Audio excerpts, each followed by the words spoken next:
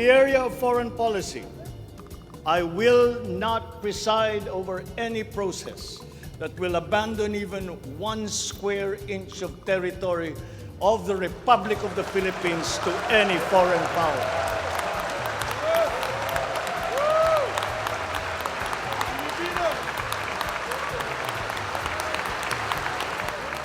Gipalakpakan og mitindog ang halos tanang mitambong sa unang State of the Nation address ni President Ferdinand Romualdez Marcos Jr. kagahapon sa iyang paglitok sa baruganan sa Pilipinas sa pakiglambigit niini sa ubang nasud kon foreign policy. Ang foreign policy usa ka polisiya o baruganan sa usa ka nasud sa iyang pakigrelasyon sa ubang estado ug nasud. Importante ang baruganan sa usa ka nasud nga masayran sa ubang nasud aron kini ang ilang panalaminan sa ilang pakig-istorya sa mga baruganan sa tanang nasud sa tibuok kalibutan ug sa ilang pakiglambigit. Gipasabot ni Presidente Marcos nga kinahanglang dunay panagsabot og respeto ang matag usa. With respect to our place in the community of nations, the Philippines shall continue to be a friend to all, an enemy to none.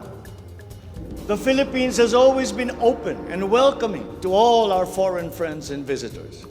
That is our worldview. That is our culture. But let me be clear. We are very jealous of all that is Filipino.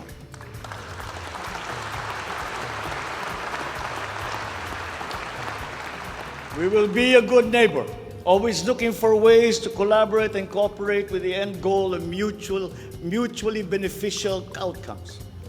If we agree, we will cooperate and we will work together. And if we differ, let us talk some more until we develop a consensus. After all, that is the Filipino way. But we will not waver. We will stand firm in our independent foreign policy with the national interest as our primordial guide. Daghan gayud ang mga nasud nga madani sa kadaghan sa bahandi sa Pilipinas, gikan sa natural resources paingon sa talento sa mga Pilipino ug kanindot sa Pilipinas. Maong daghang nasud ang gustong musakop niini ug kana ang atong makita sa atong kasaysayan. Gibansagan kitang Pearl of the Orient Seas, perlas ng silanganan, tungod kay daghan kitag mineral resources ug perlas sa atong kadagatan ug mao kini ang unang gidumbol sa mga langyaw. Wala man gilitok ni Presidente Marcos ang kainit sa isyu sa West Philippine Sea nga gihinay-hinayan na ug develop sa nasod China apan imong matagad sa iyang sona nga iya kining panalipdan. Kainumduman nga niadtong 2016 giklaro sa Arbitral Tribunal nga ang West Philippine Sea nasulod sa mapa sa Pilipinas ug walay gitugutan nga manghilabot niini og kinahanglan nga barugan og depensahan sa Pilipinas ang iyang teritoryo. Apan daghan ang presidente ang misulay og pakigsangka sa China apan nakawang ang tanan kay ang China may barog nga usa ka lig-on nga kalaban gikan sa natad sa ekonomiya hangtod sa mga himan panggera. Matod sa presidente, ang Pilipinas friends to all, enemy to none. Buot pasabot, ang Pilipinas higala sa tanang nasud ug wala kini kalaban. Kay gusto niini nga mahapsay ang relasyon sa Pilipinas sa ubang kanasuran kay nasayod ang presidente nga kinahanglan sa Pilipinas nga makig-amigo ug makig-alyado sa ubang nasud.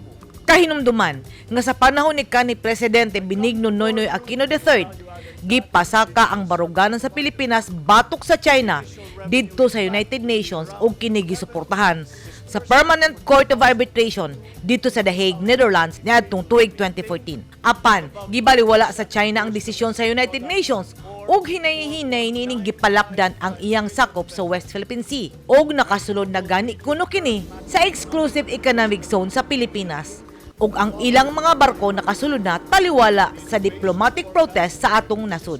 Giklaro sa presidente nga nakita niini ang panaghiusa sa Pilipinas sa ubang nasud niadtong panahon sa pandemya tungod kay mihatag og hinabang ang ubang nasud sa Pilipinas aron malatas niini ang hagit sa panahon. Ang usa ka nasud mahimo lang gawas nun kung dili kini magpadikta sa ubang nasud. Kay daghang nasud na sa kalibutan ang nagkagubot ug bag-o pa lang nahitabo kini sa Sri Lanka sa Ukraine ug pipila ka mga nasyon. Katungod sa matag Pilipino nga mubarog aron maprotektahan ang iyang nasud. Apan ang tanang problema posibleng masulbad kung mag-istorya ang mga lideres sa nasud ug dili sulbaron ang problema pinaagi sa gyera. Edith Kaduaya, News 10 Philippines. Stay safe!